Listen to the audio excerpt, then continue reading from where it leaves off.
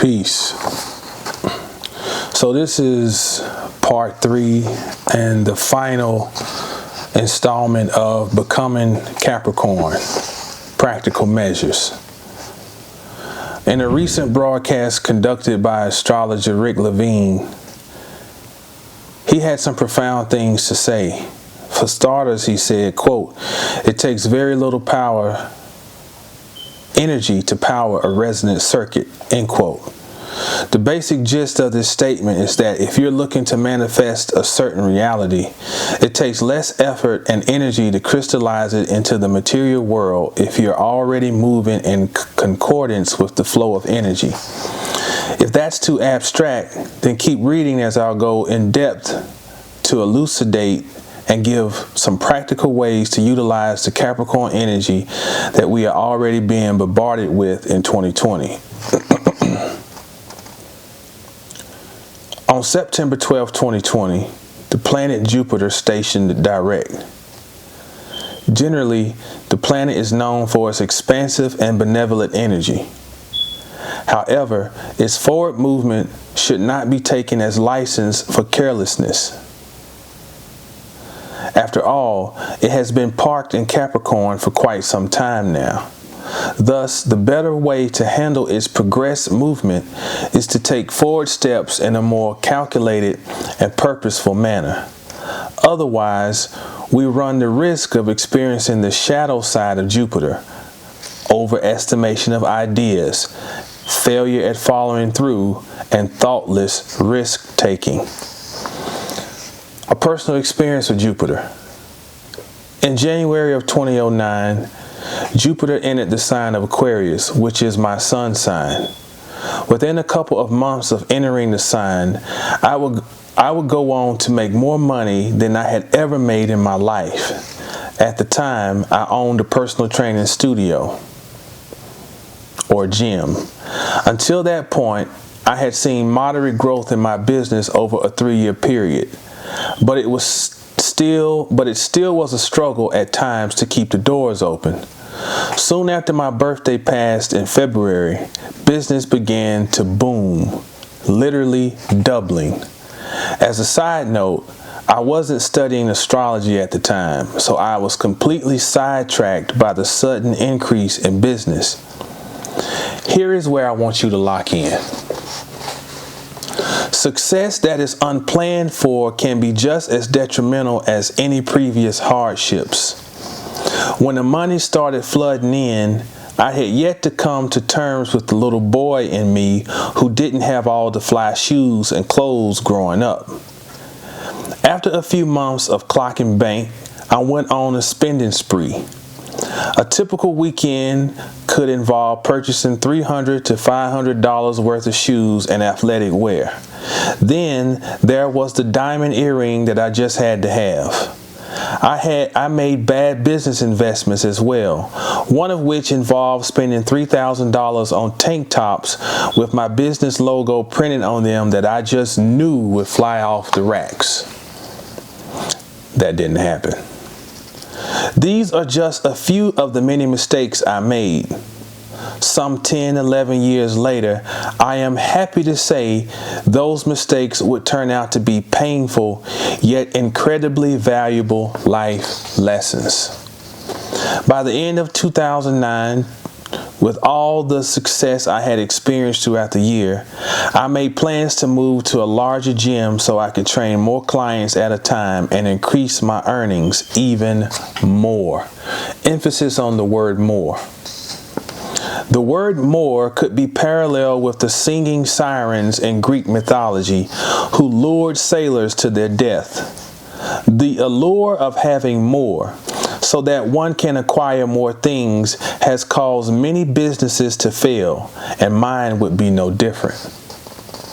So this doesn't become a long, drawn-out sob story. I'll say that moving to the larger 5,000 square foot facility would signal the demise of my business from a brick and mortar standpoint.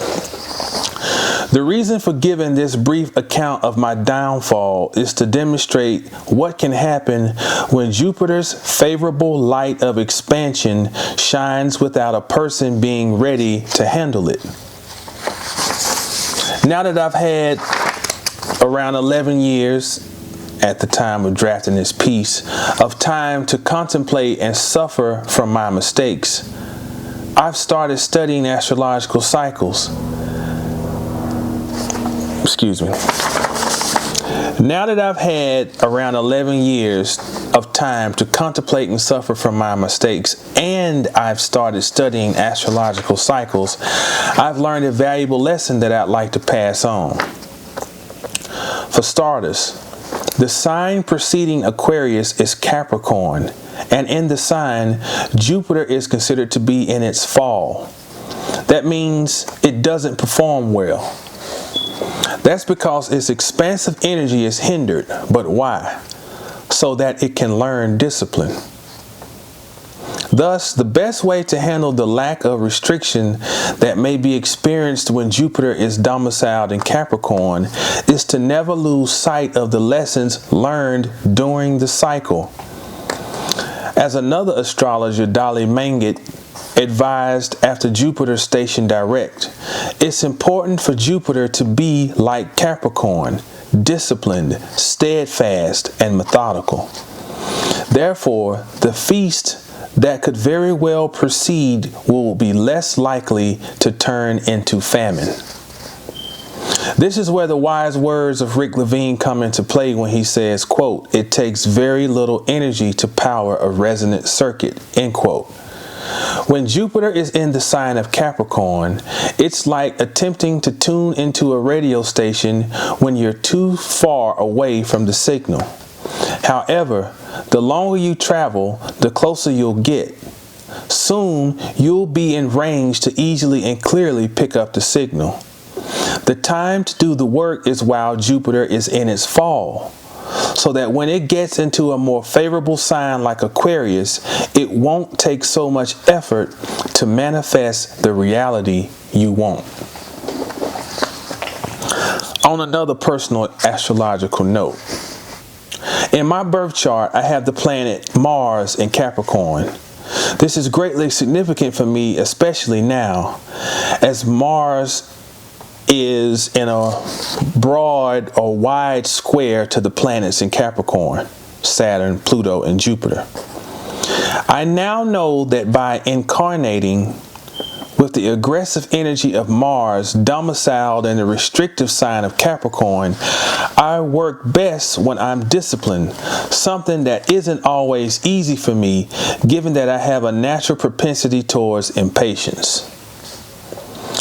As I reflect on my life up to this point, though, I have been wildly successful when I adopt the disciplined and steadfast approach of Capricorn.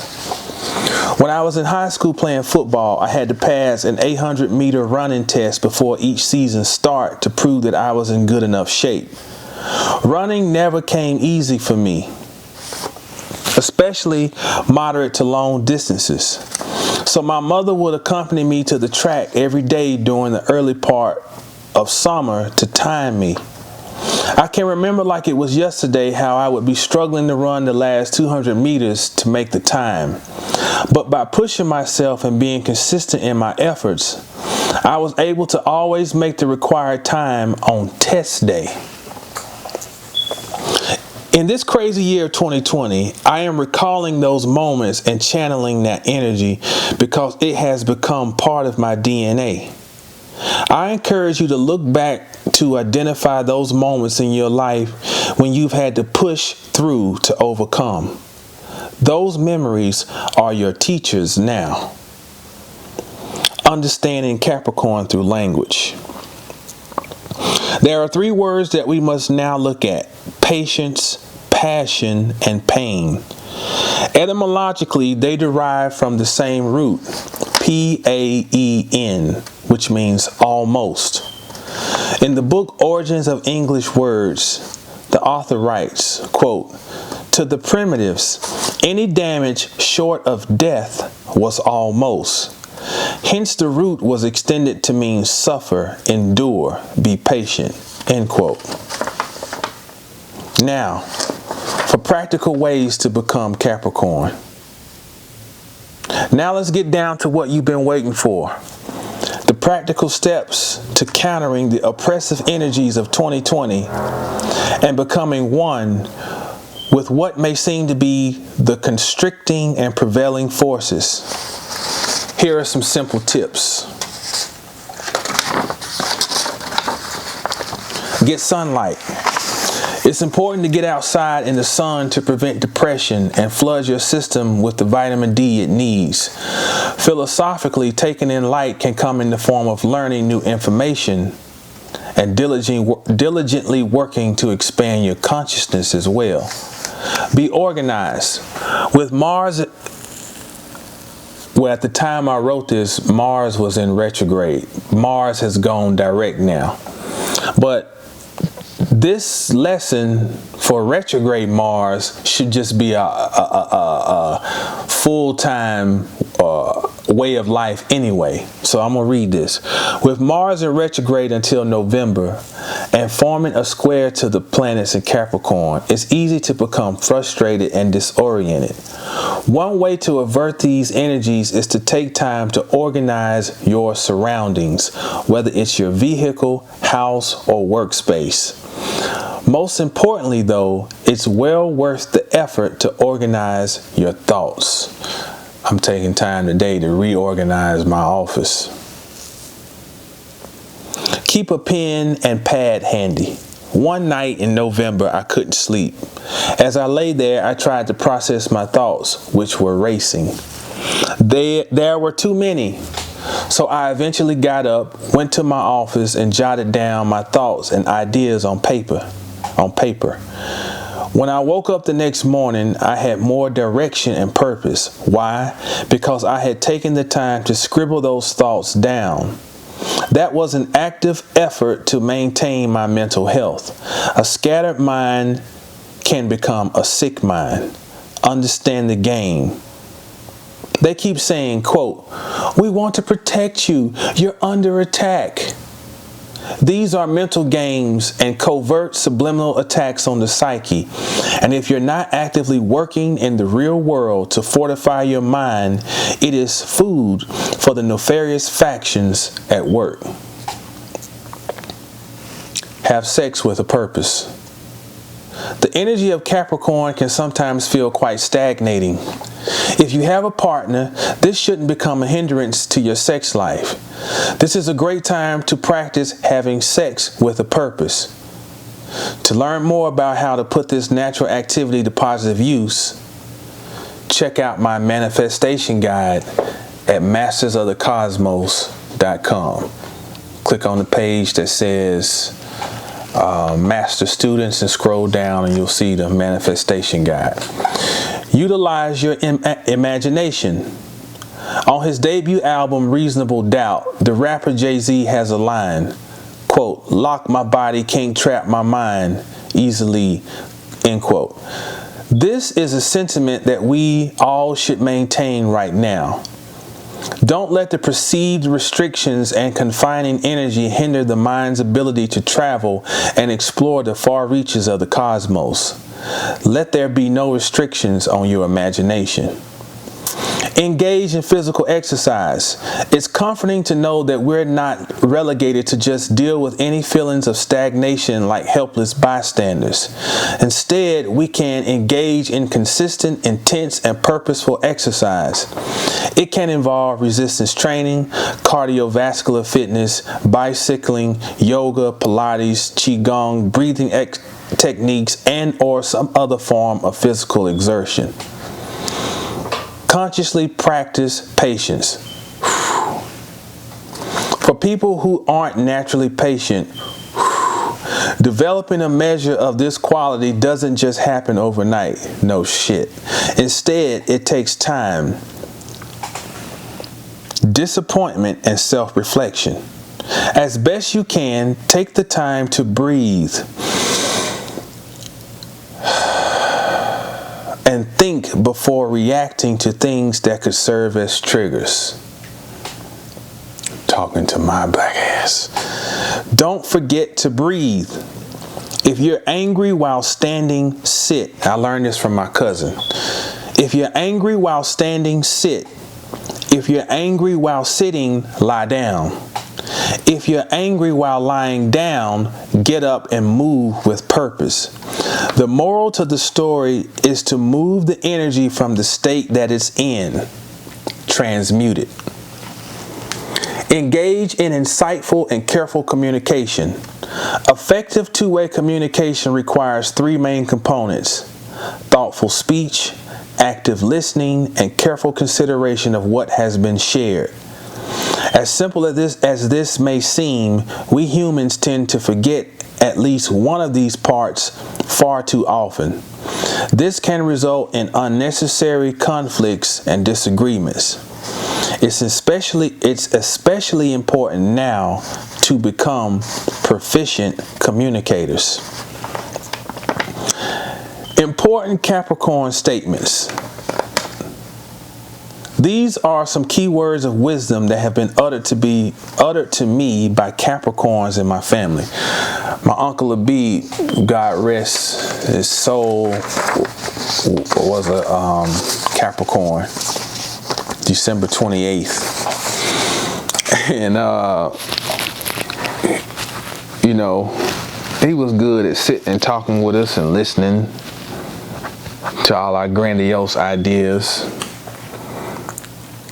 One thing I remember him saying to me all the time was, okay, once you get all these things that you say you're going to get, what's your plan? That's a Capricorn statement. He was a true Capricorn. Okay, so Saturn is the ancient co-ruler of Capricorn and Aquarius, the planet Saturn in ancient astrology. So if you juxtapose those two, you can see their energetic fingerprints in the question he posed. No, I'm not shutting you down. I'm not saying that don't think large, don't think big, Aquarius. But I'm telling you, to get to that grandiose stage, you need to plan, Capricorn. You also need to think about, once I achieve all these things I say I'm aiming for, how do I move in that energy, Capricorn? Planning, okay? Stability, that's a Capricorn word. He's always say too about money, he say be liquid. Play with other people's money. And of course he was talking about, you know, in business, my uncle used to flip. He was flipping houses before flipping houses was a thing. He was flipping houses in Atlanta in the 80s. He moved to Atlanta, he was homeless, stayed at the Y, and came up, you know, taught himself carpentry, taught himself plumbing, taught himself how to do electrical work. He took the main house they lived in he bought some land and it had a barn on it. He took a barn and turned it into a 2-story house. But he always said, be liquid, play with other people's money. So on the mundane and the magnificent, that's not the word I'm looking for, but perspectives, the message is the same. Conserve your resources,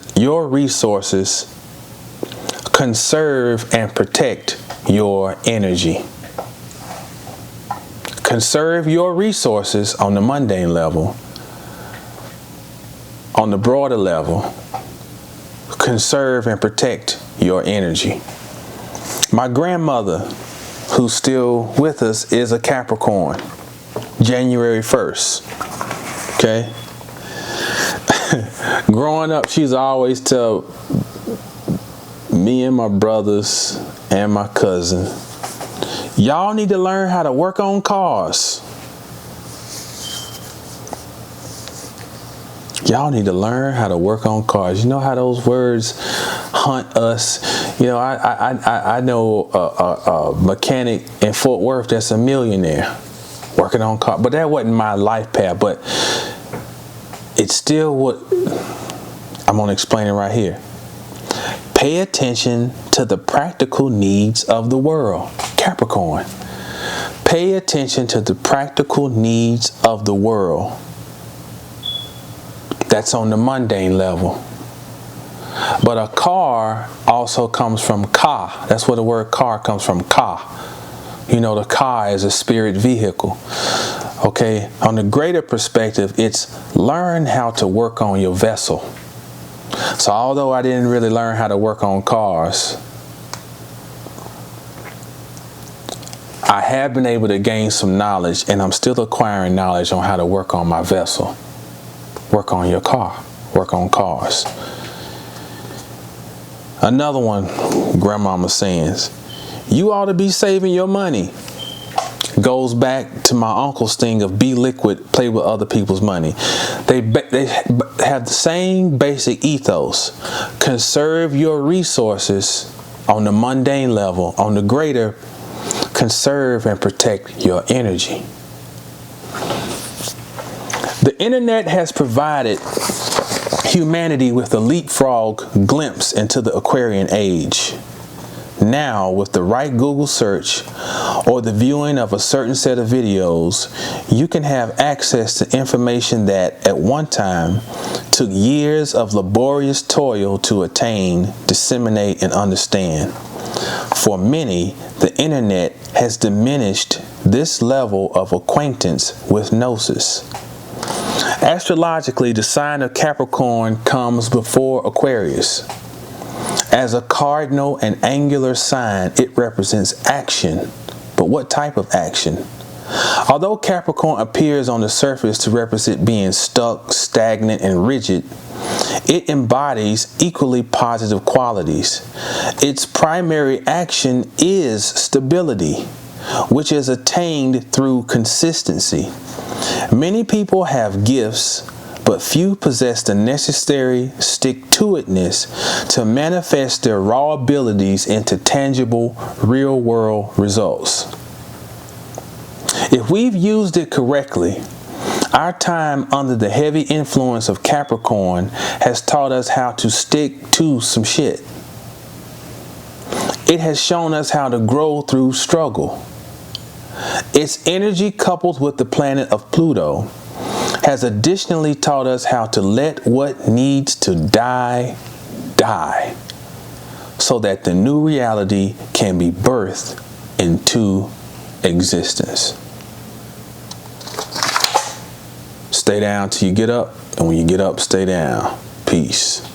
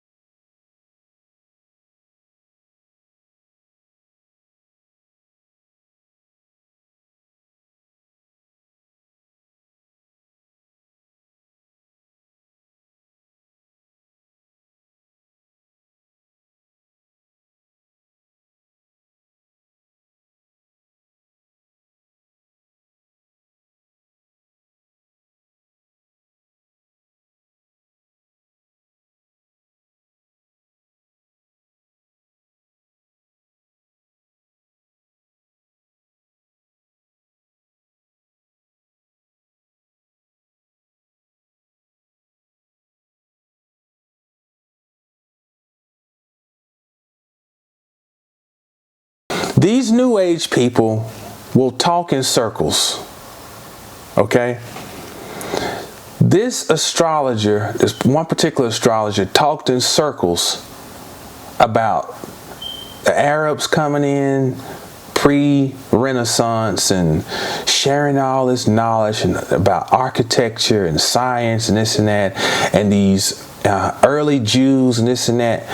This is a very learned man, okay? And just like I sit here in front of these books, he sits in front of this huge wall of books. Check this out. This 70-something-year-old man who has been studying astrology for probably at least 40 years, he knows who the Moors are. But he talked went all around Robin Hood's barnyard, as my mama would say, without saying that particular word. What I'm saying is the same thing with this guy Waits. Babble. But check it out. We're going to figure out what he's saying when he says all. Keyword, all. A-L-L. What's the first law in the Kabbalion? The mind is all. And all is mental. He says all created things, it explains, have come out of these gates, so that in a sense their knowledge connects with the mystery of I can't even read my own handwriting. With the mystery of universal generation. Okay. Now, again, when you put the Kaf and the Lamet together, 20 plus 30, we get 50. Okay?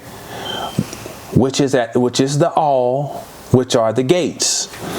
But when you put those two together, just like Waite said here, K-O-L-L, all, again, they produce, we get the K and the L. See? Kaf and the Lamet. All right? That K-L, K-O-L-L, guess what it also means?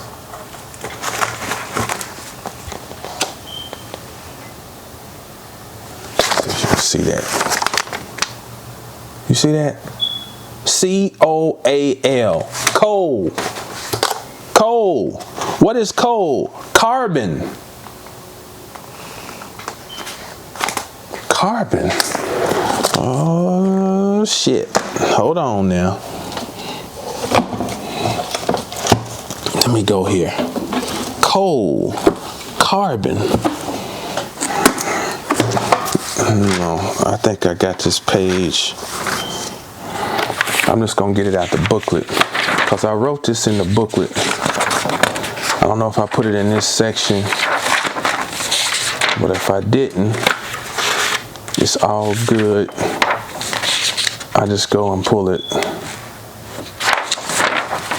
No, it's not in this section. But this is where I got it from. I don't mind sharing the source. I've mentioned this book several times, The Sufis. Let me read in here in the Sufis. Damn, I had these pages memorized, but now I've forgotten.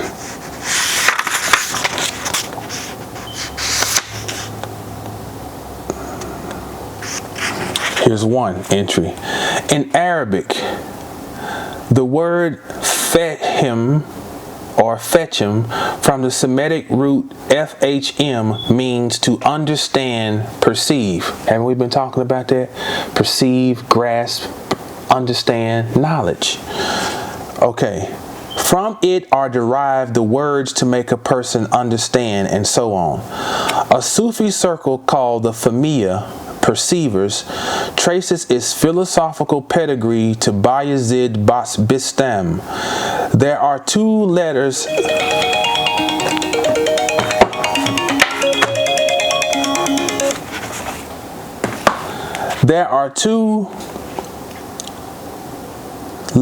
H in Arabic. A word using the second H is also pronounced like fetchim, but means coal men, or coal man, or charcoal dealer. Its members, to commemorate this in ritual, actually put charcoal on their faces. Blackface. Freemasons are in some Arabic dictionaries called charcoal burners or coal men. In ancient secret society, an Italian secret society, originally devoted to doing good and to the ends of mutual protection, was called the Carbonari, the charcoal burners. There can be no reasonable doubt on historical, geographical, and linguistic evidence that this is a deteriorated form of the perceivers. Carbonari, carbon. Now, what does all this mean? What does this have to do with numbers? And this is where we're going to end our first part here about numbers from a different perspective. And we're going to keep moving in our next segment. Why are numbers and numerology important? Because it's the history of a people. Nimrod in the Bible is not a character. It's the story of a people.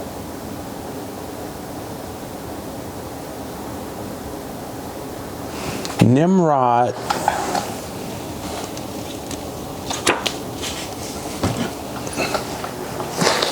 carbon. We just did all this forensic work and we traced this back to carbon because Nimrod, just to backtrack, he's a mighty hunter. Hunt, hand,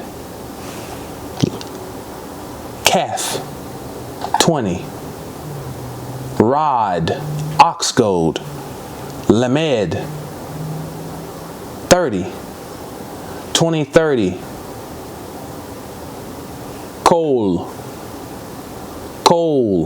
carbon, carbonari, charcoal burners. All right? The perceivers, to venerate, put charcoal on their face. Come on now. Don't take a rocket scientist here. Let's read up a little something on Nimrod.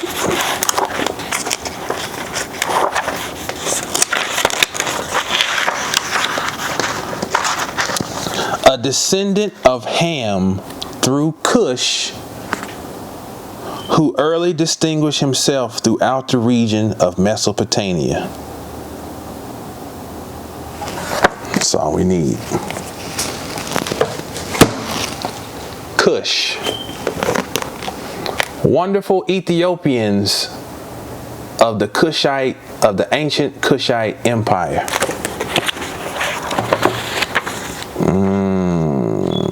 Let's see here. Where do I want to? I think I wrote down the pages that I wanted to read out of this.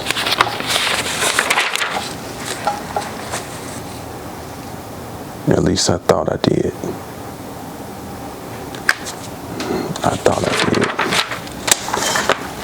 One second.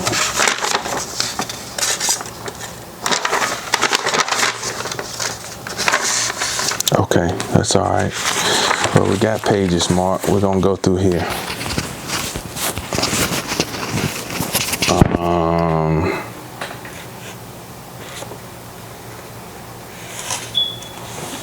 Let's see. Kushite colonies were all along the southern shores of Asia and Africa, and by the archaeological remains along the southern and eastern coast of Arabia. Okay. The name Cush was given to 4 great areas: Media, Persia, Susiana, and Aria, or the whole territory between the Indus and Tigris in prehistoric times. In Africa, the Ethiopians, the Egyptians, the Libyans, the Canaanites, and Phoenicians were all descendants of Ham. They were a black or dark-colored race and the pioneers of our civilization. They were emphatically the monument builders on the plains of Shinar and the valley of the Nile from Meroe to Memphis. In southern Arabia, they erected wonderful edifices. They were responsible for the monuments that dot southern Siberia, and in America along the valley of the Mississippi down to Mexico, and in Peru, their images and monuments stand as voiceless witnesses. Wow. Okay, and I'm sure many of y'all familiar with this book. I mean, there's a million things I could read out of here, but we're going to find just a couple more key things.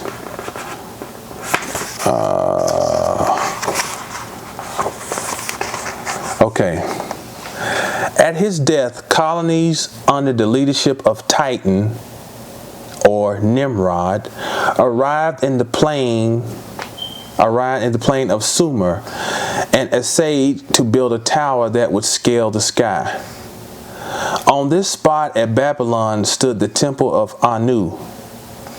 Then in these early Babylonian traditions follow the names of Gilgamesh, the Melkarth of Tyre, and the Hercules of Greece, identified with the name of Nimrod of the Hebrews. The epic of the adventures of Nimrod was preserved in the library at Erech and is identical with the 12 labors of Hercules. What significance lies under this common hero under the names of the greatest of the demigods of Egypt and Greece?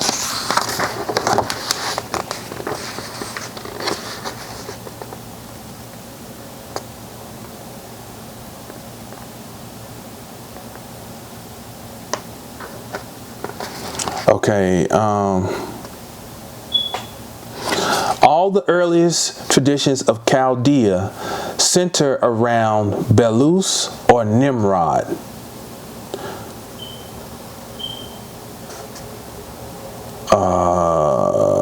We know that Nimrod was a son of Cush. Babylon had 2 elements in her population in the beginning. The northern Akkadians and the southern Sumerians were both Cushites.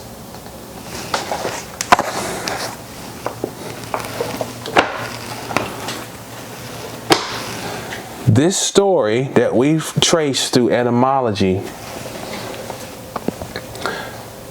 and let me say this first of all, I believe in my heart of hearts that we left breadcrumbs through language. And a people who had prophetic vision, which the Hermetica shows that there was a prophetic vision, that knew that there would be a great loss of knowledge or a great forgetting or forgetfulness, a slumber. So if this was understood, and it was also understood that this would be temporary, just like sleep is, then that means when the awakening would become there, or when the awakening would start to happen, there would need to be some breadcrumbs or reminders in place, or tools to help those in the awakening to be able to track where they come from. in spite of all of the lies, in spite of all of the tricks. And I'm not saying that etymology is the only way, by no means, but it definitely is a formidable tool to have. When you combine that with basic metaphysical and occult knowledge and astrological understanding, and some knowledge of records of the past, we're talking about some powerful stuff. Even on top of things being changed, things being altered, things being plagiarized, whatever we want to say, we still have an avenue to get to some measure of truth. Numbers are just not tools for counting money or even from a deeper perspective to let you know that, hey, you're a 1, you're going to be a leader in life, and you're an 8, and this and that, you're a 2. The movement of numbers is historical record of humanity.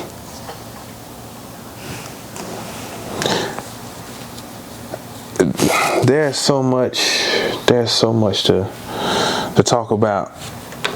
I'm gonna foreshadow to another segment of discussion that'll be later, and we'll call it divine grammar.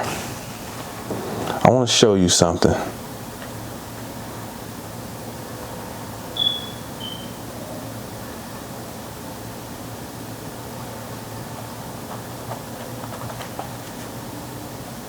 Even our alphabet is full of occult truths, hidden knowledge. And we'll close on this. That AB at the top, there's a reason that AB starts our alphabet. AB is fire. That's spirit. Okay? Turn it around, you have the Ba. Okay? Aleph, light, fire. Bet, the house. Fire chariot, okay? Descends. And you'll notice you see that LK or KL descends into the gate or the gates. Those gates lead to man, original man, at the bottom of the circle, MN. That's why we have man. You turn it around, we have name, nomen. Turn it back around, we have moon.